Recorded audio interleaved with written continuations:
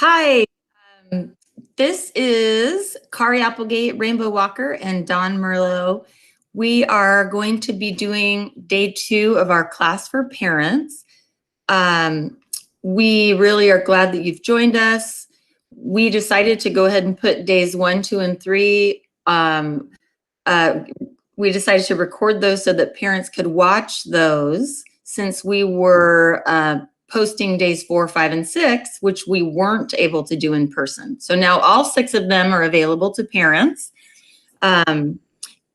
This is day 2, which is establishing a positive environment, teaching rules and expectations in routines for our kids. So we will be moving through the slides, and at the end, we'll give you ways to contact us if you have questions or you want to discuss any of the points further. So moving on, the next slide is a slide that we had in our first presentation, really analyzing what we call the ABCs of your child's behavior. We had to fill this out at the end of the first class. We had you put down 3 specific behaviors your child exhibits in order of concern. Hopefully you have that list with you. If not, you can always pause right here in the video and go ahead and write these things down. Make sure the behaviors are observable so you could see them with your eyes, and measurable so they were specific and you could count the behavior that you were concerned about. In number 2, list what happens right before. That's the antecedent. So what happens right before your child does the behavior in number 1. And lastly, number 3, list what happens right after your child does the behavior of concern that you wrote down in number 1. So what happens right before, what happens right after. And the reason we do this is because it gives us a way to understand what our kids are getting out of the behavior. And then we can change the what happens after. We can change what happens before. And we can get more of the behaviors that we'd like to see from our kids. We're going to show a short video right now that just shows a little toddler, and his parents recorded this video, and it kind of gives you a chance to see what happens right before and what happens right afterward. So here is the video, and then we'll discuss it afterward.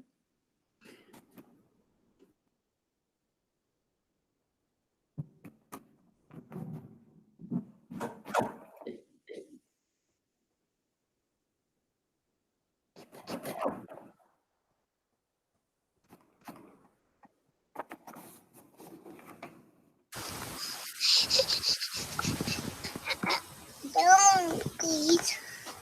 I did this last time.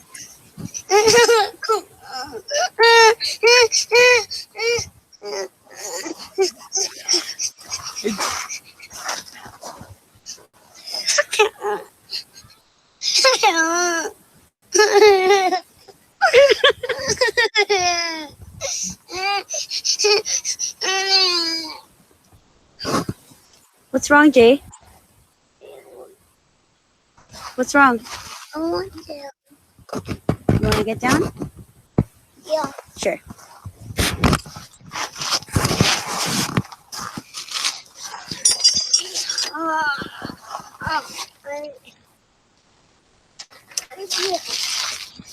Go ahead.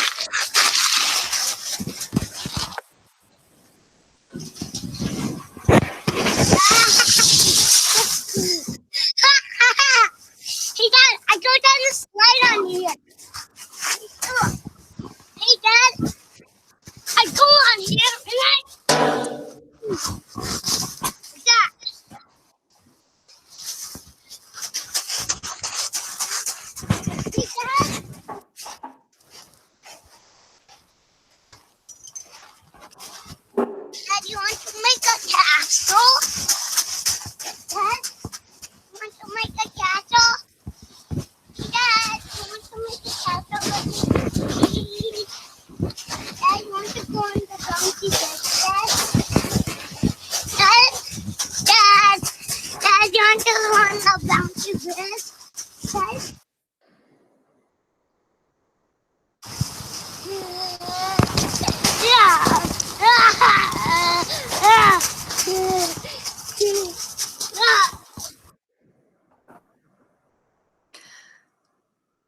Okay.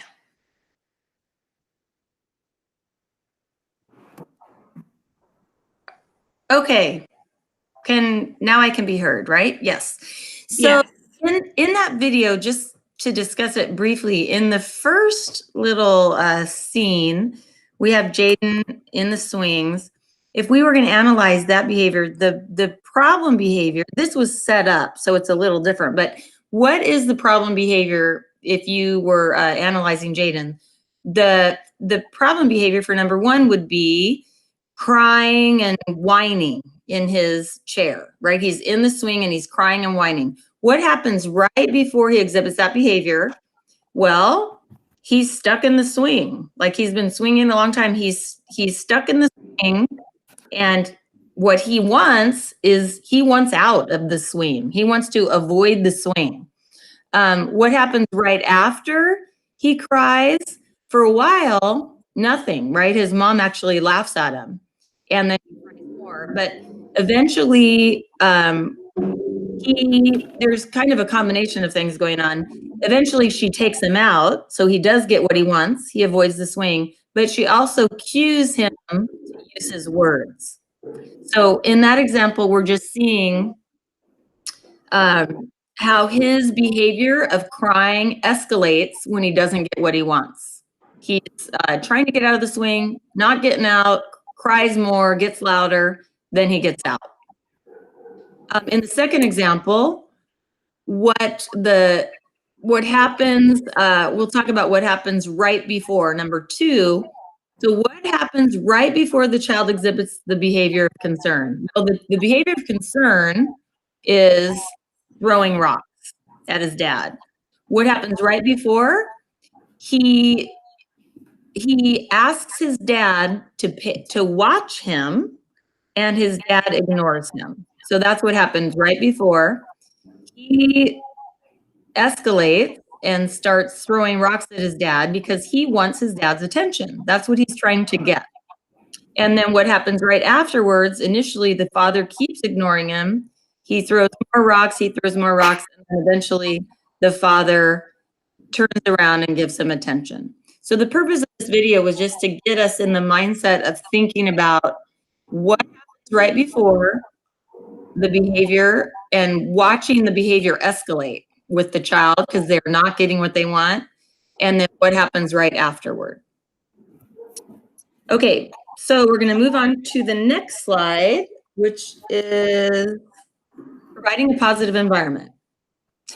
So we want to, in our homes and when we're with our kids, we want to respond to our kids in a warm and responsive way. So kind of like setting the groundwork for managing behavior is the way we are with our kids in two different domains. One is being responsive and another one is being consistent. So those are both really, really important.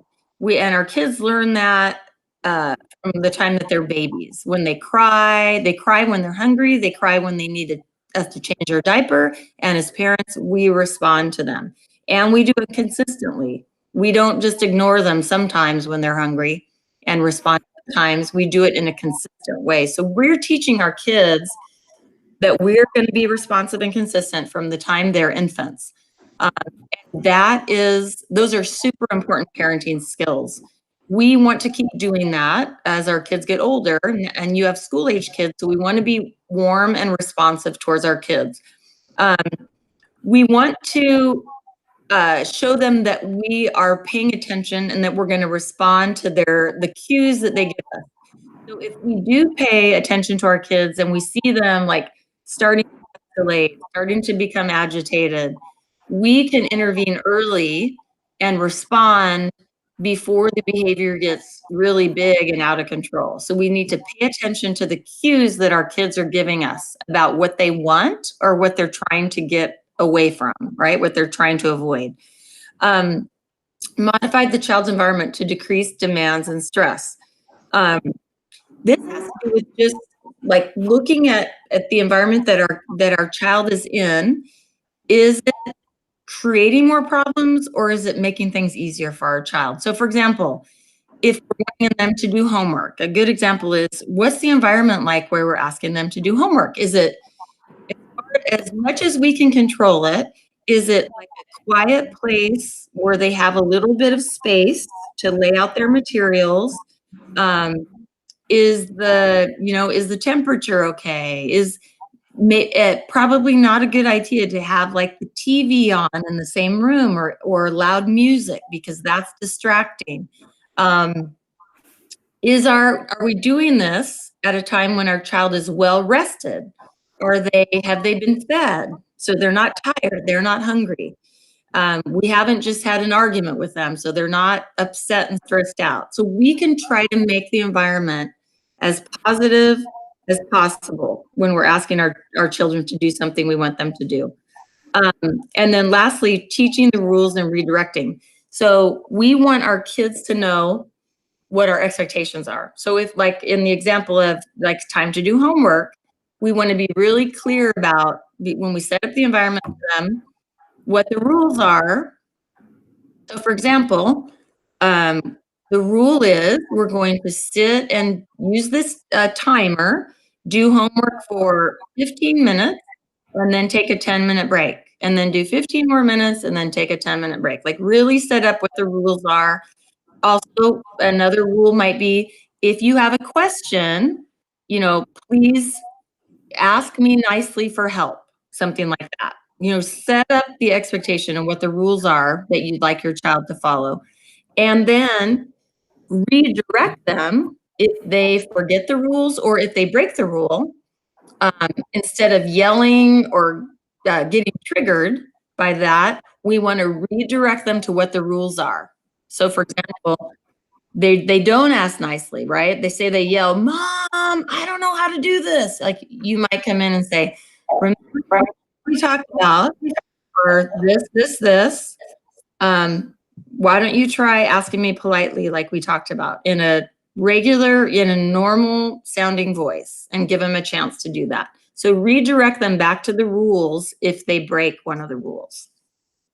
Okay, so then the next slide, how do we prevent problem behavior? So what are some things that we can do that are gonna minimize and decrease the acting out, things that the behaviors we don't want to see, that we don't like as parents?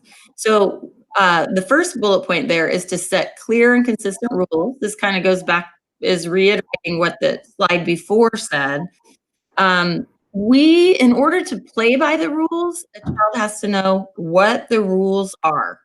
And I would post these rules. I would not only tell the child, I would have them written down in really clear language and in a place where they could see them. Like if they're sitting at their desk, they should be right there on the desk. Like, these are the rules for homework time. Give clear directions one at a time. So not to bombard our kids with lots and lots of directions and lots of complicated directions. Just make it very clear and concise so they understand what we're asking them to do. And they don't have to remember all sorts of rules. Very clear. And like I said, I would have them posted so the child could look at them, have them written down. Focus on the desired behavior instead of the one to avoid. We know that reinforcing positive behavior is much more powerful than punishing negative behavior.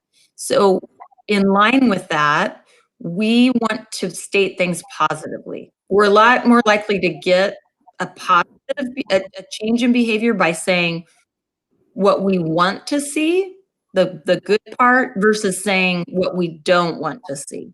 So in the homework example, saying, what I'm wanting you to do is to sit down at your workstation and work quietly for 15 minutes, then you can have a break. So what I'm looking for is for you to work quietly. If you need help, I want you to ask me in a polite voice. So really tell them what you're looking for, what you're desiring, instead of saying something like, it's time for you to do your homework, and I really don't want you yelling at me. And this time when you do your homework, I don't want you giving up. I don't want you yelling. I don't want you giving up. I don't want you leaving your seat. You don't want to talk about all the negatives. Talk about what you want. Modeling. Modeling is probably has the hugest influence on our kids' behavior because they're watching us. Like, what is my mom doing? What's my dad doing? What we do has a huge influence on our kids. So if we want them to speak in a polite, normal sounding voice, right? A normal volume, or what we might call an inside voice, we need to speak in an inside voice. We can't expect our kids to do a behavior that we're telling them to do if we're doing something different. They're going to copy us. That's a huge factor in behavior. And then encouraging our kids often. Everyone likes to be reinforced. Everyone likes to feel good and have compliments that people tell them they're doing well. So we want to give a lot of encouragement to our kids. Okay. All right. So thank you, Kari. So to piggyback off of what Kari was saying, the rules that we come up with, the expectations that we state for our child should be positively stated versus negatively stated. Oh, and I also want to add that we should create 3 to 5. And so I'm going to give you some examples. What I mean by that 3 to 5 main rules that all of our expectations fall under. The research tells us that when we use 3 to 5, that's easier for our child to remember. When we start to add more than that, it becomes overwhelming. Now, that doesn't mean that we can't have more expectations under each rule, but 3 main rules. For example, at Helen Wilcox, we have the 3 B's: be respectful, be responsible, and be safe. When they go to 4th and 5th grade at Golden Hills, we have team, which includes the 3 B's. So we take responsibility, we earn respect, we act safely, and we make a difference. So we just use the acronym TEAM. There's 4 of them. And we take those respect, responsibility, and safe, and we just add make a difference. And then when they go over to Palermo Middle School, they just add a couple more. The kids are getting older and they're starting to be able to understand a little bit more complicated rules. So at Palermo Middle School, they are also safe, respectful, and responsible, but they have integrity and they're courteous as well. So those are examples of 3 to 5 rules that you can pick.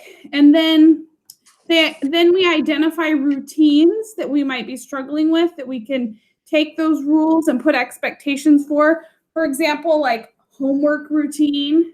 Now that our children are home with us doing schoolwork all the time, it might be that having them do their packets or having them do their schoolwork is a difficult routine. And so that could be a routine that you work on. Bedtime routine, morning routine, getting ready to transition or go somewhere, maybe unstructured time or time that they're asked to do chores. These are all routines that you would take those rules and set expectations for. So develop expectations under each one of those 3 to 5 positively stated rules. And I would really encourage you to use what your schools are using, because that will create some consistency. They already are using that language, so feel free to use those as well, and have your child help you, because when they help you set those expectations, there's buy-in. So when we're talking about an identified routine, say that it's schoolwork or school time, that you're using respect, responsibility, and safe, and that you're having a conversation with your child about, okay, what does it look like to be responsible during that time at home. And taking those and then writing them down and having them put in a location where you can refer to them.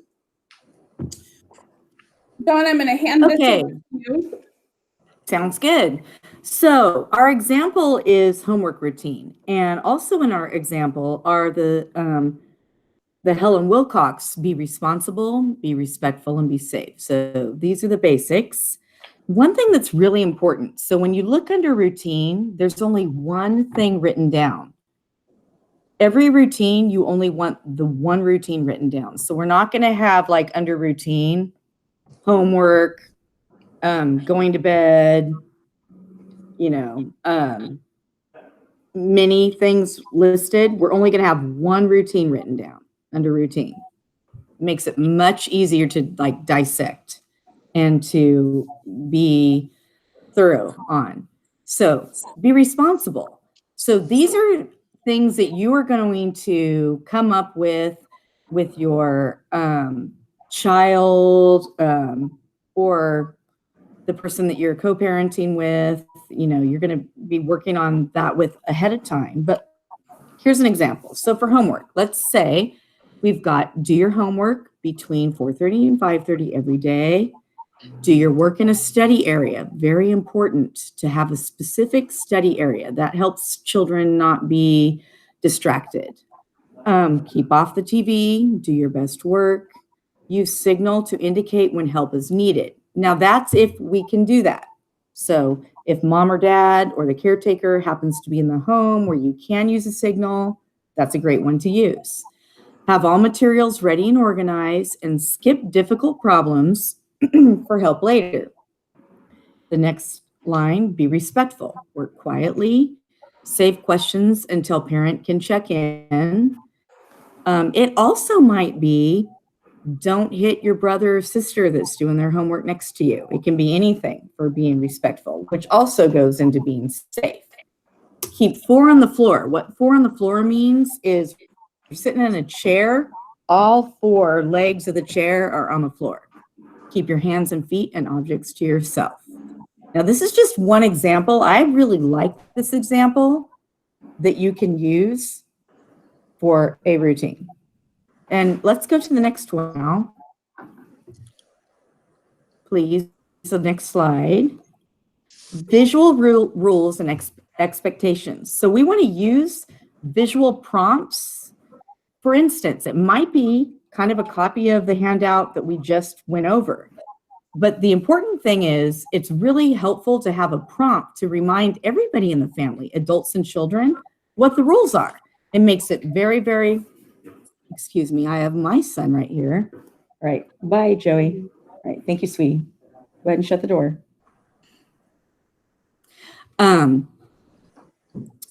So it's going to prompt everybody in the family, right, to what the rules are when we need to.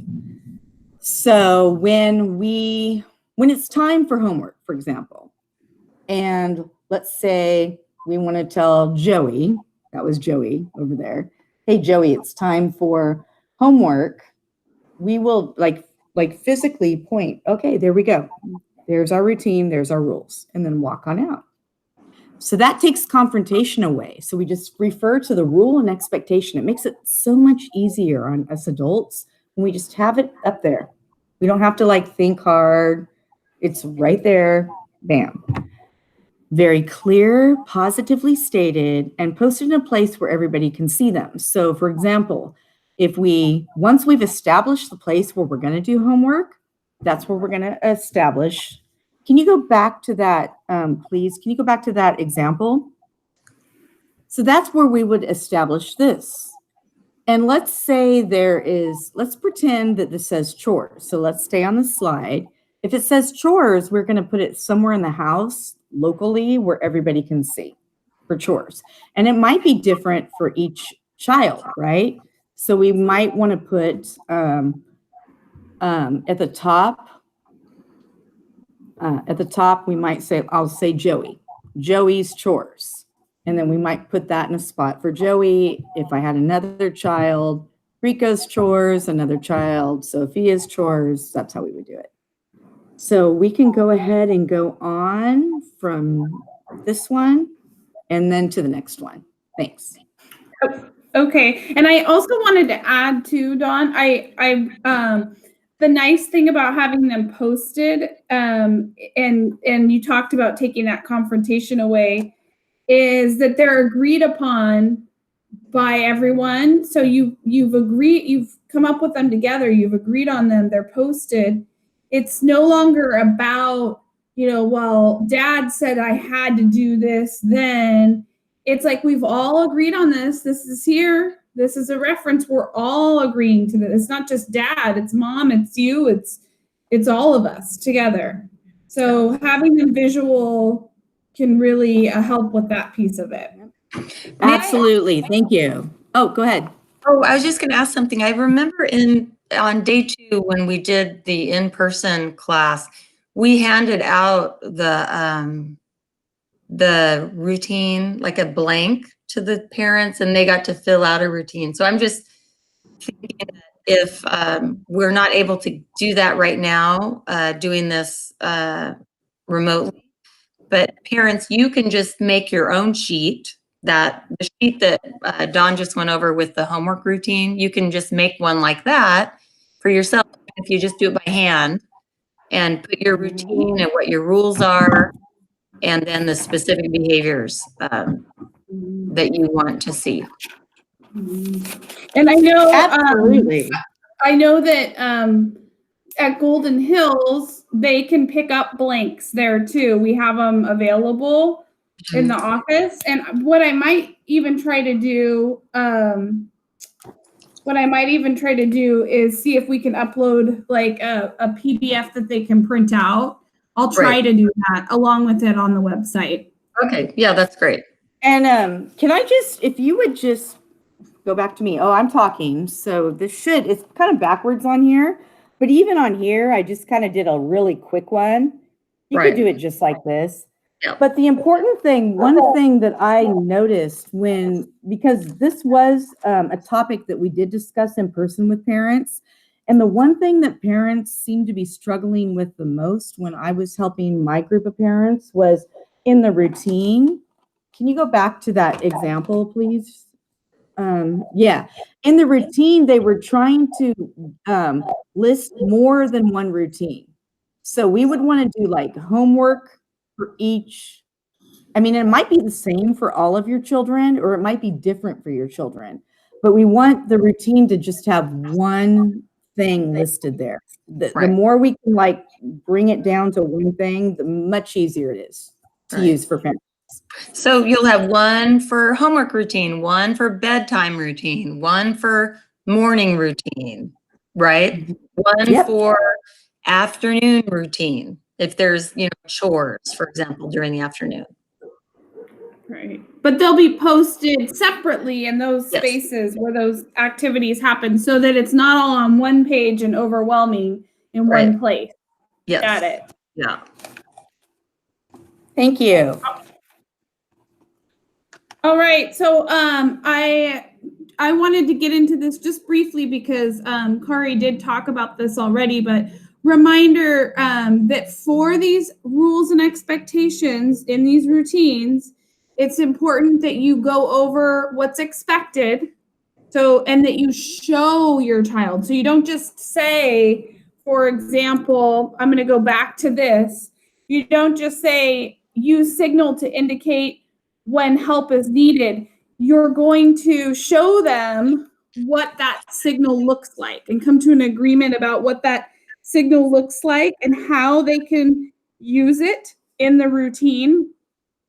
So model for them and show them what those expectations look like, and make sure that you can enforce them. So make sure that they're not things that are not enforceable. For example, if you're asking your child to keep the TV off during that time, no one else in that space should be turning that TV on. That TV should not be a distraction, or it shouldn't be in the space that they're working in, so that you can continue to enforce that expectation. And we should only expect what we model. And what that means is that if we haven't shown them what's expected and we aren't modeling it for them, then we can't expect them to do it. So I'll go back to the TV part, because I think that sometimes, you know, our spaces right now are being used for multiple things. For example, at my house, I'm in the dining room at the table recording right now.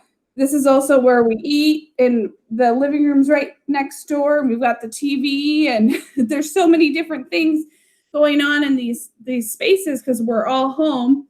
And so if we are expecting our child to do their schoolwork at that setting with the TV off, we have to be sure that we're going to keep that TV off during that time.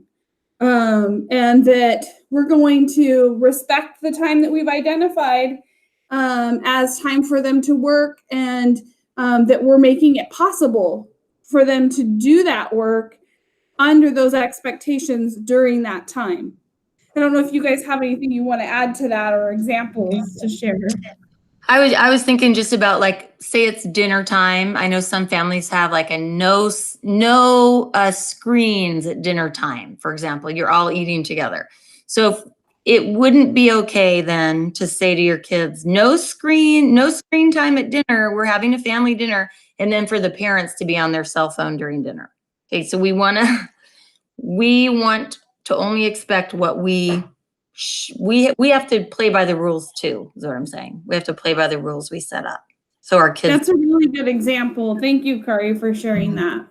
Yeah. You know what I think is helpful too is encouraging our children, if they see us not modeling what we're expecting, to call us out on that.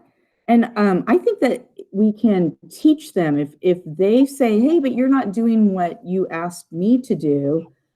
If we say, you know what, you're right. I need to, for example, if it's screen time, you're right. I need to be doing exactly what I'm asking you to. We can say that.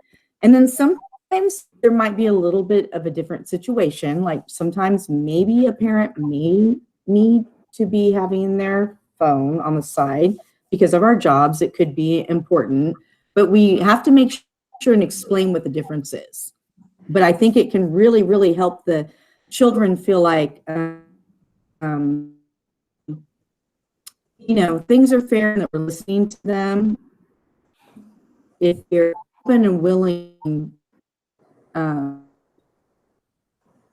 when they suggest that maybe we're not modeling what we're asking them to do. Yeah. Right. What do you guys think about that?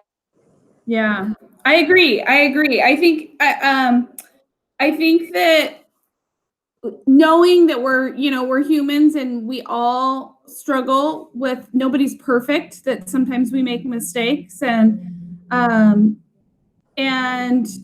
you know, being sure that, yeah, if our child does point it out, that we do have that discussion with them about, yeah, you're right. This was something that we agreed on. And I need to be better about modeling for you the right example. Thank you for reminding me of that. Yeah. Okay, so this slide here, we're going to talk about some next steps. And if you've been watching our other days, what I really like to remind parents to do here is to take some time in between video sessions to really think about this activity and do these steps before you watch the next session and do the next piece. So what you're going to do is identify problem routines in your home currently. What are the routines that you're struggling with the most? Is it schoolwork, chores, mealtime, transitions? Discuss your expectations for these routines. So come up with your 3 to 5 rules and then sit down with your child and identify what the expectations under those rules look like and state them positively. Research shows that when we tell our child what to do versus what not to do, for example, keep your hands to yourself instead of don't hit, or walk instead of run, then it's easier for them to know what's expected, easier for us to model it, and more likely that they will do the expectation if it's positively stated instead of negatively stated. And you're going to talk with them about it and identify those and get their buy-in, create the visuals that Dawn talked about, those signs in each routine. And we'll see if we can get you a blank template, but you can see they're pretty simple to come up with. And then teach and model them. So go over what those look like, make sure that it's really clear with your child what those expectations are, show them what those expectations are. So that's the activity. And then our contact information. So here's our email, our phone numbers. You can text us, because we get text on these numbers. You can call us, and we can even video chat with you if you'd prefer to do like a face-to-face meeting. We can do that as well via video chat. All right. Thank you so much for joining us for day 2. Thank you. Thank you.